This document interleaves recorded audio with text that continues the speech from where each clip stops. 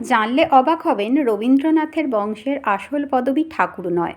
রবীন্দ্রনাথ যে ঠাকুর পরিবারে জন্মগ্রহণ করেছিলেন, তাদের প্রকৃত পদবী আসলে ঠাকুর ছিল না। এবার মনে নিশ্চয়ই প্রশ্ন আসবে, তাহলে কি ছিল ঠাকুর বংশের আসল পদবী?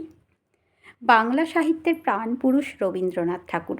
কেবল দেশ নয়, এশিয়ার প্রথম নোবেলজয়ী কবি হলেন রবি ঠাকুর। তিনি একাধারে কবি, চিত্রশিল্পী, প্রাবন্ধিক, ঔপন্যাসিক, সাহিত্যিক, ছোট গল্পকার, সঙ্গীত রচয়িতা, সুরকার, নাট্যকার ও দার্শনিক ছিলেন।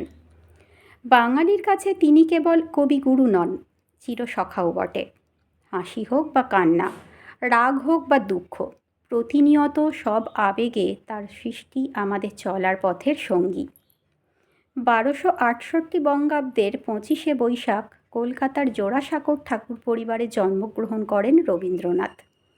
তাঁর অমর সৃষ্টি আজও বাঙালির কাছে সমানভাবে প্রাসঙ্গিক। মানুষের নানা আবেগ, অনুভূতি, আকাঙ্ক্ষা, অভিব্যক্তি প্রকাশ ঘটেছে তার রচনায়। কবিগুরুর জন্মজয়ন্তীর উদযাপন আসলে বাঙালির আবেগের উদযাপন। তার সৃষ্টির মধ্যেই আমরা কোথাও না কোথাও খুঁজে পাই আমাদের অনুভূতির মুক্তি। এসবই জানা কথা, কিন্তু যে কথা জানলে অবাক হবেন তা হলো, রবীন্দ্রনাথ যে ঠাকুর পরিবারে জন্মগ্রহণ করেছিলেন, তাদের প্রকৃত পদবী কিন্তু ঠাকুর ছিল না। ঠাকুর বংশের আসল পদবী তাহলে কি? ঠাকুর বংশের আসল পদবী হলো কুশারি। কুশারি থেকে কিভাবে ঠাকুর হয়ে উঠলেন তারা? কেনই বা পদবীতে আনতে হয়েছিল পরিবর্তন? তা জানতে গেলে ফিরে যেতে হবে বহু বছর আগে। প্রায় 1.5 শতকের ধর্মীয় গঞ্জনা, অপমান সহ্য করে বছরের পর বছর দরিদ্র মানুষের সেবায় নিয়োজিত থেকে কুশারি বংশধরেরা হয়ে ওঠেন ঠাকুর। শোনা যায়, এক বিশেষ মাংসের গন্ধ শোঁকার অপরাধে সমাজে কলঙ্কিত হতে হয় সুন্দরবন অঞ্চলের 4 ব্রাহ্মণ জমিদার ভাই রতিদেব কুশারি, কামদেব কুশারি, সুখদেব কুশারি ও জয়দেব কুশারিকে। এদেরই পরবর্তী বংশধর হলেন জগন্নাথ কুশারি। তার বংশধর রামানন্দের মহেশ্বর আর সুখদেব নামে 2 ছেলে ছিল। তারা গোবিন্দপুরে দরিদ্রদের সেবা করা থেকে শুরু করে প্রচুর দান ধ্যান করে সেখানকার মানুষের মনে জায়গা করে নেন। তারা হয়ে ওঠেন দরিদ্রের ভগবান বা ঠাকুর।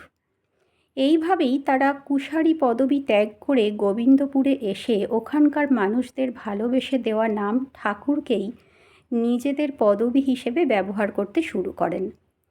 প্রথমে অবশ্য সুখদেব ঠাকুর পদবী ব্যবহার করতেন। পরে তার ভাই মহেশ্বরের ছেলে পঞ্চাননও কাকা সুখদেবকে অনুসরণ করে ঠাকুর পদবী ব্যবহার করতে শুরু করেন। পরে এই বংশেরই এক বংশধর নীলমণি তৎকালীন সময়ের জোড়াবাগান অঞ্চলের বিখ্যাত ধনী ব্যবসায়ী বৈষ্ণবচরণ শেঠের ঘনিষ্ঠ বন্ধু হয়ে ওঠেন। বৈষ্ণবচরণ নীলমণিকে বর্তমানের জোড়াসাঁকোয় 1.5 বিঘা জমি বন্ধুত্বের উপহার হিসেবে দেন। তিনি চান যাতে তার পরম মিত্র সেখানেই বাড়ি করে থাকেন, আর এরপর সেখানেই গড়ে ওঠে জোড়াসাঁকো ঠাকুরবাড়ি, যা বর্তমানে রবির আলোয় উদ্ভাসিত।